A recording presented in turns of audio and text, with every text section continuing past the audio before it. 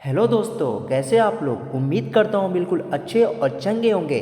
आज मैं class 10th की फिजिक्स का इलेक्ट्रिसिटी चैप्टर लेके आया हूँ। ये बहुत ही शानदार सेशन होने वाला है। इसमें मैं पूरी पूरी थ्योरी कराऊंगा और न्यूमेरिकल भी बहुत अच्छे तरीके से सॉल्व कराऊंगा। ठीक है, इसको करने के बाद आप बहुत ही अच्छा अपने स्कूल के साथ साथ आप कॉम्पिटिटिव एग्जाम में भी बहुत ही शानदार करेंगे। ठीक है, ये जो हमारा लेक्चर, ये पहला हमारा लेक्चर है। इसके 2-3 लेक्चर होंगे। ठीक है, और जितनी भी हमने नोट्स जिसके थ्रू हम आपको पढ़ाएंगे, वो जितनी भी नोट्स हैं मैं आपको नोट्स डिस्क्रिप्शन में डाल दूंगा। आप वहाँ पे वीडियो देखने के बाद उसे आप वहाँ से डाउनलोड कर सकते हैं। ठीक है, चलिए अब मैं बिना टाइम वेस्ट किए मैं स्टार्ट करता हूँ। ठीक है, चलिए।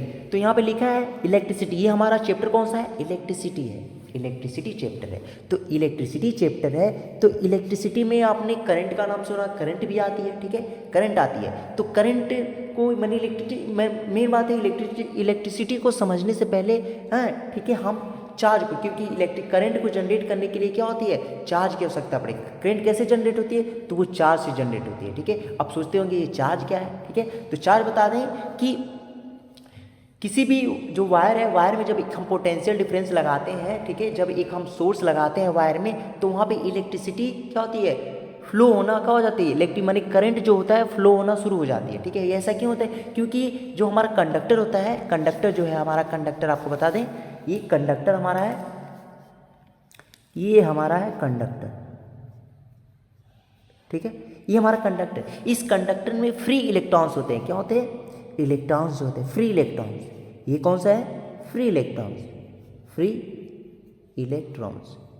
ठीक है, ये फ्री इलेक्ट्रॉन्स अपने सर पे, ठीक है, अपने सर पे क्या करते हैं? सर पे नहीं, मैंने एक तरीका बता रहा हूँ। ये सर पे अपने क्या करते हैं? चार्ज लेके मूव करते हैं। तो इलेक्ट्रिक करंट की जो डिफरेंशियल होती है कि फ्लो ऑफ चार्ज और cross section area in 1 second is called electric current.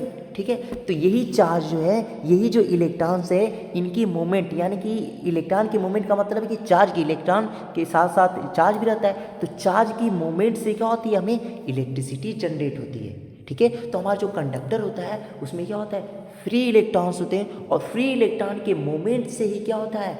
Electric current क्या होता है? जनरेट होता है। ठीक है, तो आपको बता दो कि इलेक्ट्रिक चार्ज क्या होता है। तो डिफिनीशन बताता हूँ आपको कि charge is the properties associated with matter, it's produce and experiences electric and magnetic effects. ठीक है, चार्ज इज द प्रॉपर्टीज, जैसे मास होती है ना, जैसे कि मैटर है, मैटर में जो मास होता है, मैटर मास जो होता है, वो जो होता है मैटर की एक प्रॉपर्टीज होती है। ठीक है, जैसे कि मास जो है मैटर की एक प्रॉपर्टीज है, ठीक इसी प्रकार ये जो है चार्ज भी मैटर की एक प्रॉपर्टीज है। क्या है? मैटर की एक प्रॉपर्टीज है। ठीक है, तो ये क्या होते हैं? ये जो चार्ज होते हैं वो इलेक्ट्रिक फील्ड के साथ साथ मैग्नेटिक फील्ड भी जनरेट करते हैं। ठीक है, इलेक्ट्रिक फील्ड के साथ साथ क्या करते हैं? मैग्नेटिक और इलेक्ट्रिक फील्ड की जानकारी आप 12th में बहुत अच्छे तरीके से लोगे। ठीक है, ये इलेक्ट्रिक फील्ड आपको एक रफ आइडिया दे देता हूँ। ये जो मान लो कि ये क्यू चार्ज है, ठीक है, यानी कि यह कोई बॉडी है, ठीक है, ये हमारा क्यू चार्ज है, ठीक है, ये अपने चारों ना एक इलेक्ट्रिक फील्ड जनरेट करता है। ये क्या बोलते हैं? इसे इलेक्ट्रिक, ये जाल नुमा होती है ना, जैसे होता है ना कि हम जाल फेंकते हैं और जाल में जितनी भी मछली होती हैं वो क्या होती है? फंस जाती है। तो ये इलेक्ट्रिक फील्ड जनरेट करते हैं, और इस इलेक्ट्रिक फील्ड में जब कोई भी चार्ज आता है ना, तो वो क्या होता है? इलेक्ट्रिक फील्ड का क्या करता है? अनुभव करता है। यानी कि जब इलेक्ट्रिक फील्ड होता है तो एक फोर्स का क्या करता है? अनुभव करता है। ठीक है, तो आपको बता दूं कि charges is the properties associated with matter, it's produce and experience electric and magnetic field. ये तो हमने डिफरेंस बता दिया। ठीक है, तो ये जो होता है इलेक्ट्रिक एंड मैग्नेटिक इफेक्ट क्या होते हैं? जनरेट करते हैं। अच्छा, इलेक्ट्रिक कब करेंगे? देखो, जब चार्ज होना स्थित होता है, जब चार्ज जो है, चार्ज हमारा जो है चार्ज, ठीक है, चार्ज जो है स्टैटिक्स है, जब स्टैटिक से हमारे स्थित है ना, तो ये केवल प्रोड्यूस करेगा इलेक्ट्रिक फील्ड। इलेक्ट्रिक फील्ड क्या करेगा? प्रोड्यूस करेगा। जब चार्ज जो है, चार्ज जब करता है यूनिफॉर्म वेलोसिटी से मूव करता है, वेलोसिटी से क्या करता है? मूव करता है, तो वो इलेक्ट्रिक के साथ साथ मैग्नेटिक फील्ड, ये है मैग्नेटिक फील्ड, इलेक्ट्रिक के साथ साथ मैग्नेटिक फील्ड भी क्या करता है, जनरेट करता है। अच्छा, वही चार्ज जो है, अगर ये चार्ज हमारा, ये अगर हमारा चार्ज जो है क्या करता है, एक्सिलरेट करता है, एक्सिलरेट करता है। आपने एक्सिलरेशन 9th क्लास में पढ़ा होगा, एक्सिलरेशन, ठीक है। जैसे गाड़ी का एक्सिलेटर दबाते हैं ना, गाड़ी की एक्सिलेटर जब दबाते हैं तो गाड़ी की स्पीड बढ़ती जाती है। तो इस पर अगर चार्ज लगातार उसकी स्पीड यानी कि वेलोसिटी जो है, वेलोसिटी अगर लगातार चेंज हो रही है तो वो इलेक्ट्रिक फील्ड, मैग्नेटिक फील्ड के साथ साथ वो रेडिएशन, इलेक्ट्रोमैग्नेटिक रेडिएशन भी क्या करता है, इमिट करता है।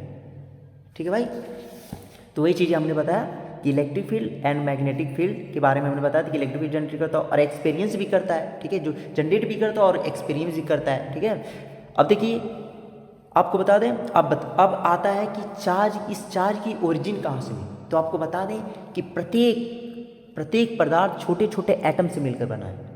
हर एक मैटर जो है छोटे छोटे एटम से मिलकर बनाता है। और एटम्स के आपने क्लास 9th में पढ़ा होगा कि एटम जो है, एटम के अंदर इलेक्ट्रॉन होते हैं, प्रोटॉन होते हैं और न्यूट्रॉन होते हैं।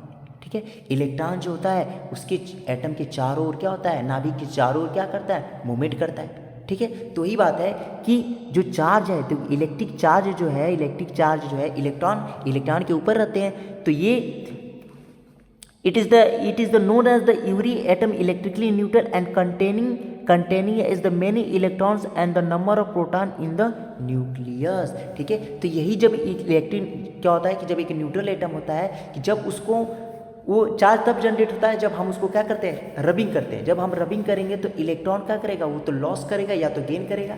ठीक है, जैसे कि बचपन में हमने क्या करते थे, एक पेन लेते थे और पेन को लेकर सर में ऐसे रगड़ कर, ठीक है, और कागज़ के छोटे छोटे टुकड़ों को ऐसे करते थे तो वो छोटा छोटा कागज़ का टुकड़ा जो होता था पेन पे चिपक जाता था। तो हम कहते थे कि अरे यार ये तो जादू है यार, देखो हमारे पेन में जादू है। लेकिन ये जादू नहीं है, ये चार्ज का खेल है भाई। ये क्या है, चार्ज का खेल है। ठीक है, आप तो जो इलेक्ट्रिसिटी चैप्टर नहीं पढ़े हैं, ठीक है, उनको तो आप चूतिया बना लोगे, लेकिन जो पढ़े हो आप उन्हें नहीं बना पाओगे। ठीक है, क्योंकि ये सब किसका खेल है वो सब बता देंगे कि ये तो चार्ज का खेल है। क्योंकि देखो जब हम इसको पेन को ऐसे अपने सर में ऐसे रगड़ के ऐसे छोटे छोटे कागज़ को ऐसे पकड़ते हैं ना, तो ये जो हमारा एटम से मिलकर बना है, ये कैसा मिलकर बना है, एटम से मिलकर बनाता है। अच्छा, जब एटम से मिलकर बना तो इसमें इलेक्ट्रॉन्स, वो इलेक्ट्रॉन का हो जाते हैं, ट्रांसफर हो जाते हैं। इलेक्ट्रॉन अपने साथ साथ चार्ज भी लेकर ट्रांसफर हो जाता है। तो जब किसी एटम से देखिए, ये हमारा छोटा सा एटम है, जब इस एटम से क्या होता है, इलेक्ट्रॉन बाहर हो जाते हैं ना, तो ये हो जाता है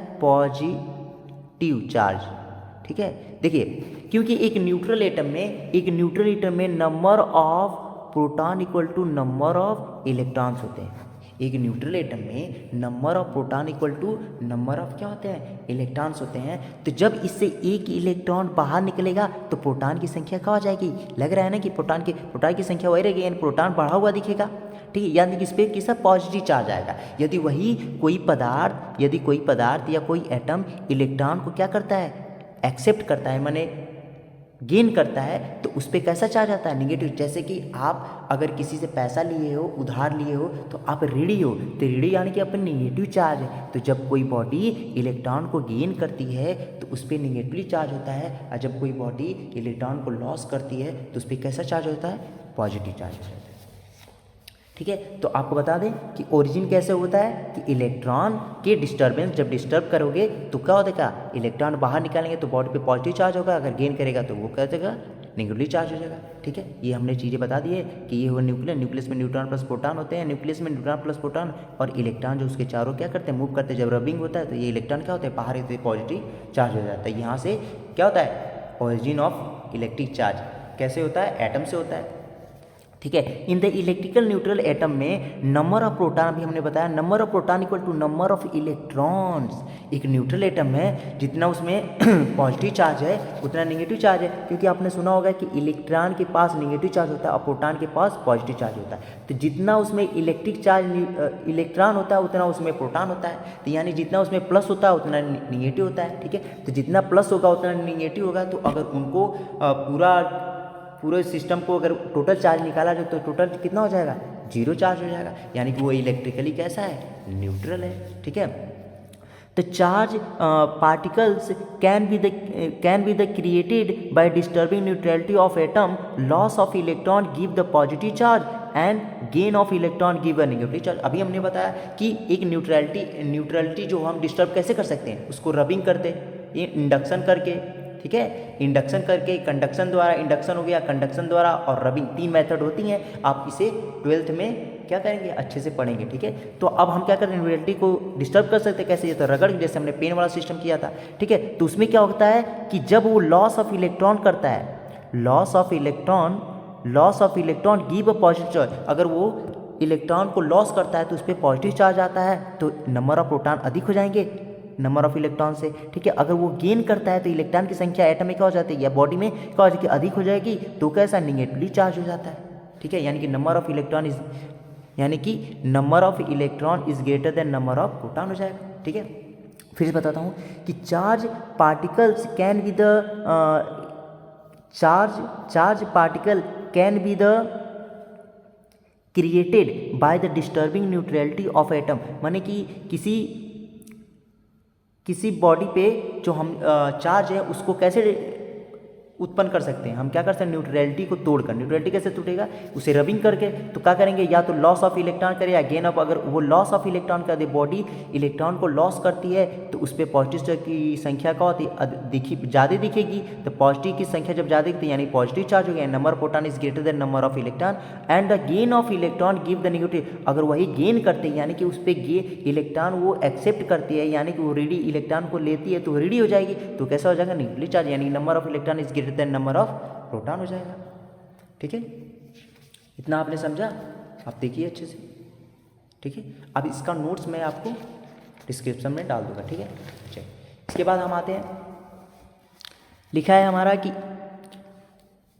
to a particles then an object is the negatively charge its gain electron and therefore its mass increases. आपको बता दें, अगर कोई बॉडी इलेक्ट्रॉन को गेन किया है तो कैसा चार्ज होगी, नेगेटिव चार्ज होगी. अगर कोई बॉडी इलेक्ट्रॉन को गेन किया है तो नेगेटिव चार्ज होगी, यानी कि उसमें इलेक्ट्रॉन की संख्या बढ़ेगी. तो इलेक्ट्रॉन एक पार्टिकल है ना, क्या है, पार्टिकल्स, ये पार्टिकल है. अब ये पार्टिकल, तो पार्टिकल कुछ मास होता है, इलेक्ट्रॉन का मास जो होता है 9.1 ×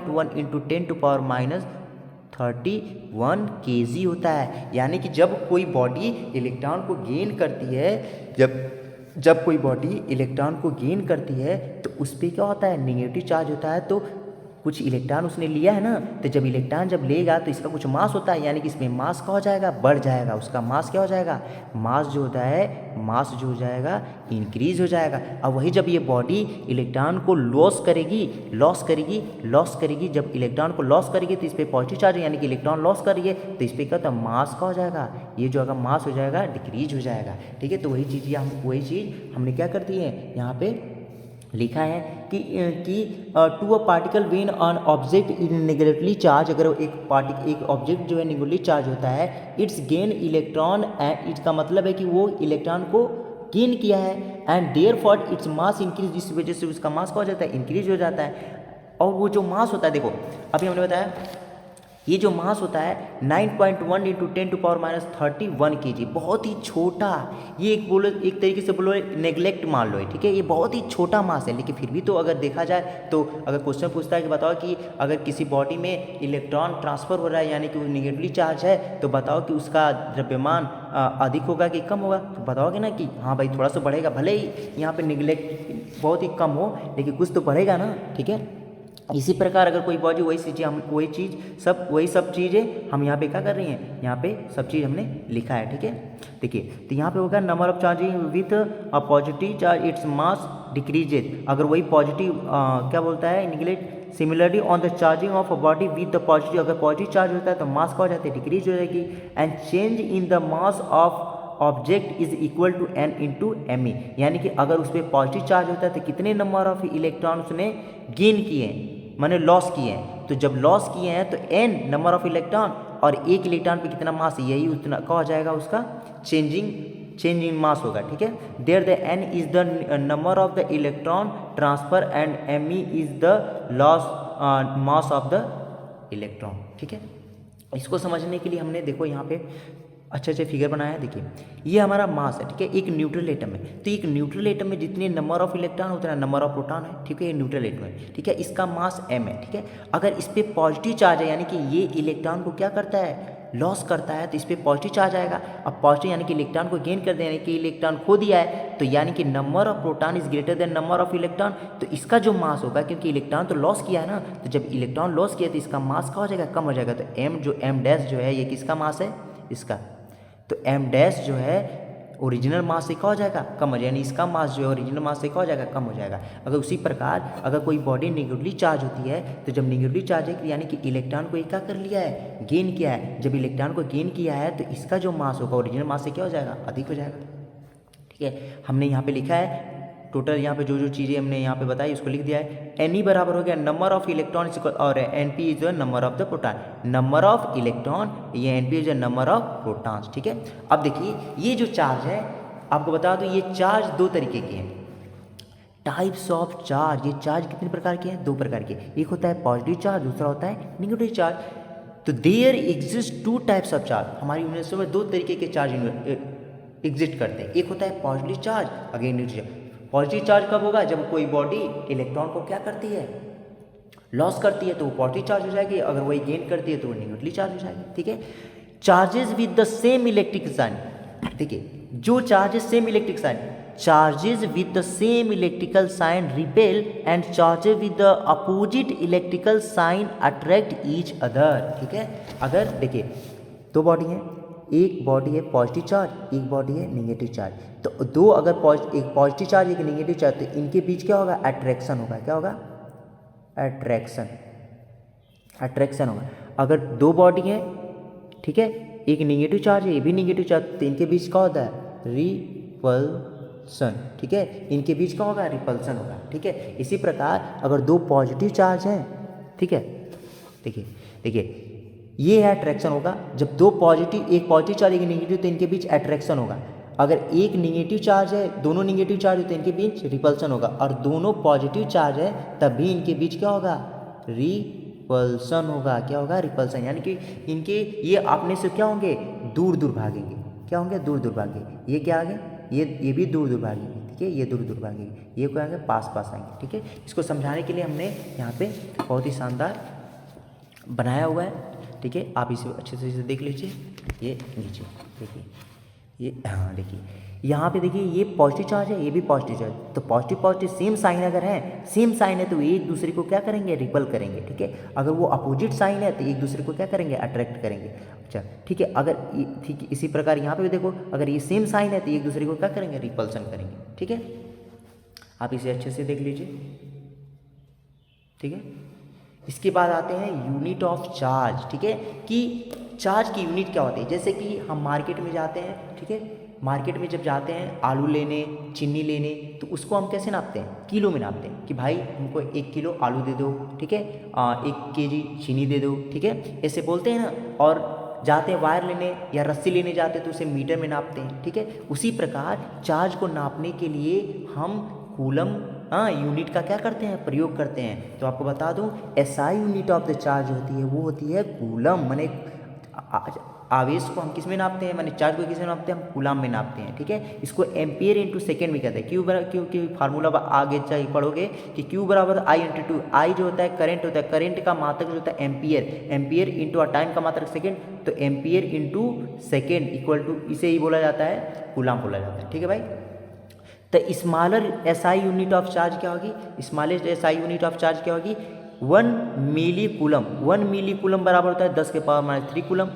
1 माइक्रो कूलम, 1 माइक्रोन, आपने पढ़ा होगा 9th में कि 1 माइक्रोन 1 एंगस्ट्रॉन, तो 1 माइक्रोन होता है 10 के पावर -6 मीटर, होता था कि 1 माइक्रोन बराबर कितना मीटर होता है, तो आपने पढ़ा होगा 10 के पावर 6 मीटर। तो इसी प्रकार 1 माइक्रोन कूलम बराबर कितना कूलम होगा, तो 10 के पावर -6 कूलम। इसी प्रकार 1 नैनो कूलम बराबर होगा 10 के पावर -9 कूलम, ठीक है।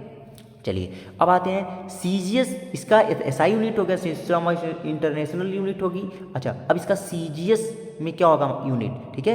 सीजीएस में यूनिट ऑफ चार्ज होगा स्टेट कूलाम, ठीक है। इसका सीजीएस में यूनिट जो होता है वो क्या होता है, स्टेट कूलाम होता है, यानी कि 1 कूलाम बराबर होता है 3 × 10⁹ स्टेट कूलाम। यानी कि अगर यूनिटी मेथड लगा दिया जाए तो यहाँ पे एक यहाँ पे रखो और इसको यहाँ पे ला दो, तो क्या होगा 1/3 × 10⁹ कूलाम हो जाएगा, यानी कि 1 स्टेट कूलाम बराबर, इसको आप कैलकुलेट कर लीजिएगा, ठीक है।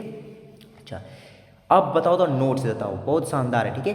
पूछेगा कोई, बताओ कि स्मॉलेस्ट यूनिट ऑफ चार्ज, सबसे चार्ज की सबसे स्मॉलेस्ट यूनिट क्या है, तो आपको बता दो ये होता है फ्रैंकलिन। फ्रैंकलिन क्या है, फ्रैंकलिन एक वैज्ञानिक, बेंजामिन फ्रैंकलिन एक वैज्ञानिक थे। उन्होंने क्या होता है इलेक्ट्रॉन और प्रोटॉन पे प्लस आवेश को बताया था, ठीक है। प्लस माइनस आवेश को क्या कहता है, इन्होंने ही बताया था, ठीक है। ये largest unit of the charge क्या है, लार्जेस्ट यूनिट ऑफ चार्ज जो होता है 1 फैराडे, ये होता है 96,500। मेरे याद करने का तरीका है 96,500, इसे 96,500 कूलम, ठीक है। तो 1 फैराडे कितना होगा 96,500। कोई पूछता है कि लार्जेस्ट यूनिट ऑफ चार्ज क्या है, तो कहोगे 1 फैराडे, ये हो गया 96,500 कूलम। क्या हो गया 96,500 कूलम। और स्मॉलेस्ट यूनिट ऑफ चार्ज क्या है, फ्रैंकलिन, ठीक है। इसका नोट्स मैं आपको दे दूंगा, ठीक है। अब आते हैं हम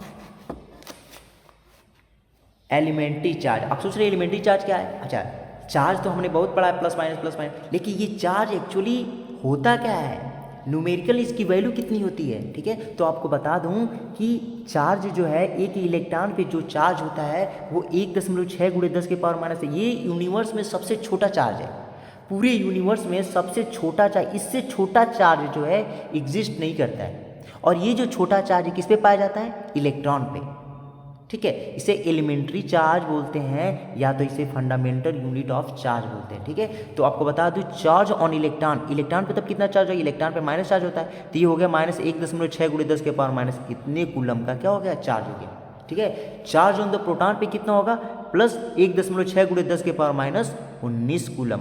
और न्यूट्रॉन जो होता है उस पर चार्जलेस होता है, उस पर कोई चार्ज नहीं होता है, ठीक है, उस पर कोई नहीं चार्ज होता है। तो आपको बता दो देखो कि 1 कूलम चार्ज 6.25 × 10⁻18 इलेक्ट्रॉन पे, देखो एक इलेक्ट्रॉन पे 1.6 × 10⁻19 कूलम, देखो कितना छोटा चार्ज है, सोचो। तो बताओ कि जब एक इलेक्ट्रॉन पे इतने हैं तो ऐसे कितने इलेक्ट्रॉन होंगे, हाँ, जिस पर 1 कूलम का चार्ज हो। तो बता दूं आपको 6.25 × 10⁻18 इलेक्ट्रॉन। आपको जब क्वांटाइज पढ़ाऊंगा उसमें आपको पूरा, आप इसे याद भी कर सकते हो या तो कैलकुलेट करके भी क्या कर सकते हो, आप उसे निकाल सकते हो, ठीक है भाई। अब आते हैं प्रॉपर्टीज, चार्ज की प्रॉपर्टीज क्या है, तो बता दें चार्ज प्रॉपर्टीज ऑफ चार्ज की बता दें तो चार्ज ट्रांसफरेबल होते हैं, ये चार्ज होते हैं ट्रांसफर होते हैं, एक बॉडी से दूसरे बॉडी में क्या होते हैं ट्रांसफर हो जाते हैं, ठीक है। जब हम क्या करते हैं, if the charge body is put in the contact with the without uncharge body become charge due to the transfer electron from the one body to the another body. जब एक चार्ज बॉडी को दूसरे charge body के साथ रखा जाता है, जैसे कि ये हमारा चार्ज बॉडी, ठीक है, ये हमारा चार्ज बॉडी है, ठीक है। ये हमारे चार्ज बॉडी को जब हम कांटेक्ट में रखते हैं एक अनचार्ज बॉडी, जब एक अनचार्ज बॉडी में रखते हैं तो ये इलेक्ट्रॉन जो होते हैं ट्रांसफर हो जाते हैं, ठीक है।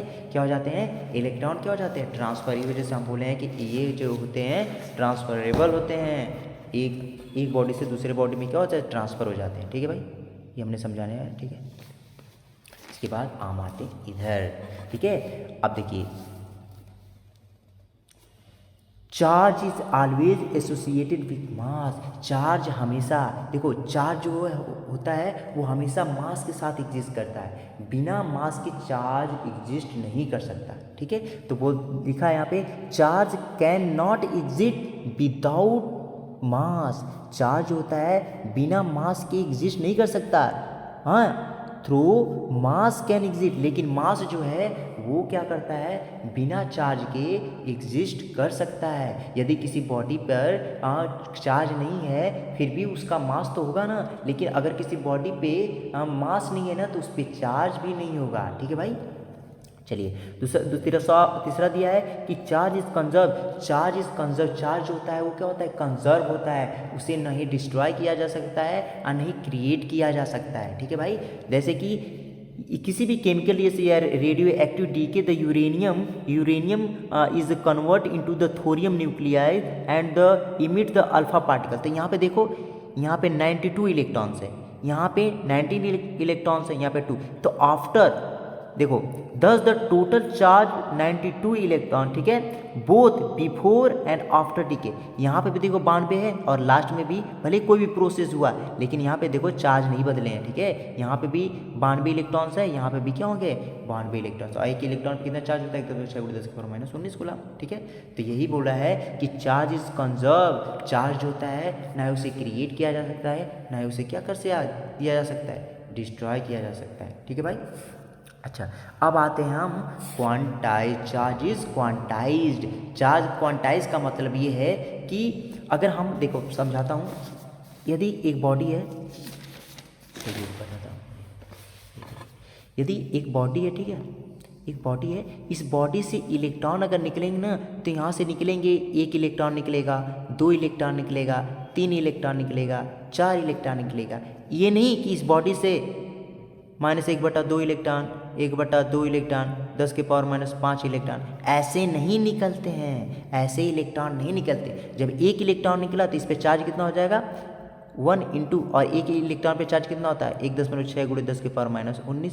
इसी प्रकार 2 इलेक्ट्रॉन निकला तो 2 इंटू 1.6×10⁻⁻19 कूलम का चार्ज हो जाएगा। तो ये हो जाएगा 3 इलेक्ट्रॉन निकला तो 3 × 1.6×10⁻⁻19 कूलम। तो इसी प्रकार n इलेक्ट्रॉन निकलेगा तो क्या होगा n इलेक्ट्रॉन, तो Q बराबर हो जाएगा n इंटू ई, n इंटू, यदि इसी प्रकार n ई Q बराबर क्या हो जाएगा, तब अगर n इलेक्ट्रॉन निकलते हैं तो हो जाएगा टोटल चार्ज कितना होगा Q बराबर n इंटू ई, ठीक है। और ये जो होता है कभी नहीं होता, हमेशा वो इंटीजर मल्टीपल होता है। क्या होता है, इंटीजर मल्टीपल होता है। 1 2 3 4 5, ये नहीं कि आधा इलेक्ट्रॉन निकल जाएगा, हाँ 1/3 इलेक्ट्रॉन निकल जाएगा, ठीक है। ऐसा इलेक्ट्रॉन नहीं निकलते, हमेशा एक इंटीजर मल्टीपल निकलते हैं इलेक्ट्रॉन, ठीक है भाई,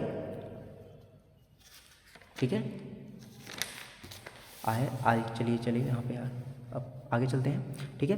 तो यहाँ पे टोटल Q बराबर क्या हो जाएगा NE, यानी कि एक बॉडी से 1 इलेक्ट्रॉन निकलता है, अगर n इलेक्ट्रॉन निकलता है तो टोटल चार्ज n इंटू ई हो जाएगा। तो Q बराबर NE से फार्मूले को क्या करना है आप याद रखिएगा। n क्या है, number of electron, and E the fundamental unitary charge 1.6×10⁻⁻19 coulomb, ठीक है भाई।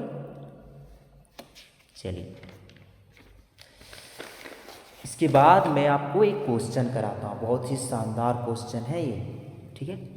ये हमारा क्वेश्चन है, ये क्वांटाइज्ड वाला, ये हमारा क्वांटाइज लिखा है कि, क्वेश्चन कराता हूँ, लिखा है कि if a body has a charge of 10⁻⁻12 coulomb, ठीक है। एक बॉडी है वो पॉजिटिव चार्ज है, देखिए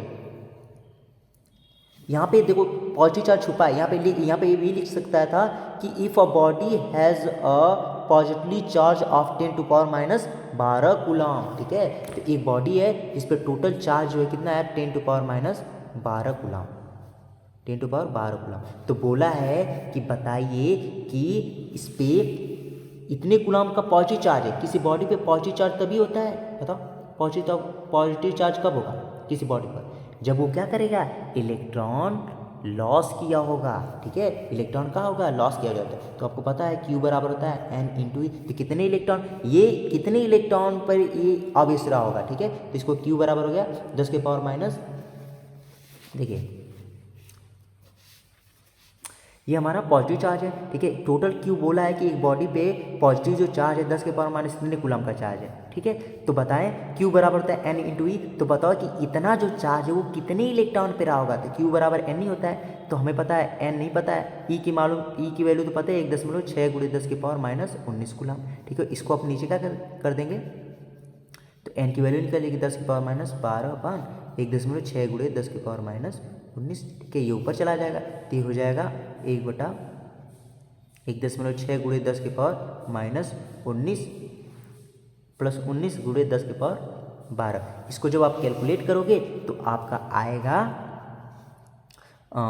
आएगा डेफिशिएंसी ऑफ इलेक्ट्रॉन, हाँ दिखेगा 6.25। इसको जब कैलकुलेट करोगे तो आएगा 6.25 इंटू इंटू 10 टू पावर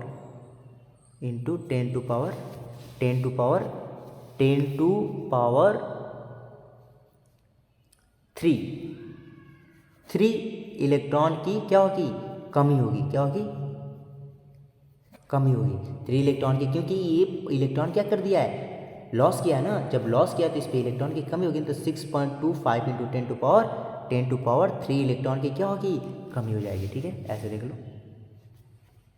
आप इसे कैलकुलेट कर लीजिएगा, हमने कैलकुलेट नहीं किया है। ठीक है, आप इसको कैलकुलेट करोगे तो ऐसा ही आएगा। ठीक है भाई, ठीक है, चलिए आज के लिए बस इतना ही। ये जितने भी है इससे रिलेटेड और भी क्वेश्चन मैं आपको वीडियो में डाल दूंगा। ठीक है, आप उसे करिएगा खुद से, और जितने भी हमने नोट्स ये बनाए हैं, ये नोट्स आपको क्या करेंगे, डिस्क्रिप्शन में डाल देंगे, आप वहाँ से देख लीजिएगा। ठीक है।